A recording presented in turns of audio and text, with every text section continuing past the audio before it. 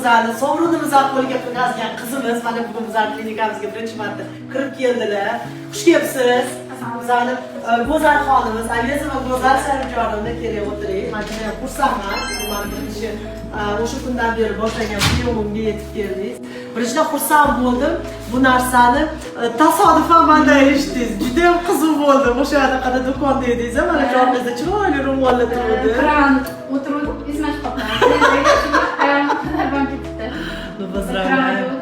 Siz mana hozir qizlar eshitmani bilmadim. Agar bugun kelishingizni yozilganingizni bilmay qolibman. Biz sizga ofitsialniy sertifikat qo'lingizga berayotganimizni ko'rsatib, buni действительно haqqoniy, men yaxshi ko'raman bunaqa narsalar. Ayniqsa ro'za Ramazon kunlarida Alloh ko'ngliga soladi, biz mana kimdir yutadi. Xuddi sizga o'xshagan qizimizni yozda bizani ekoyimizni yutdilar. Mana hozir homilador. Assalomu alaykum. Hammaga mana shu konkursni yutib, bugun keldim Shahnoz opam oldilariga. To'g'risini aytsam, rosa xursandman yutganimdan.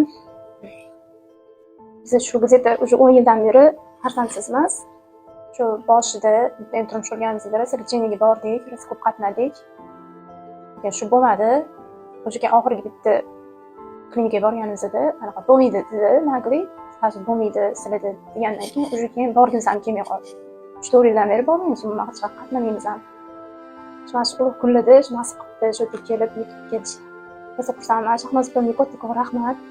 Anchadan beri o'zlarini kuzataman. Kelaman deb niyat qilardim, shu kunlarga nasib qildi.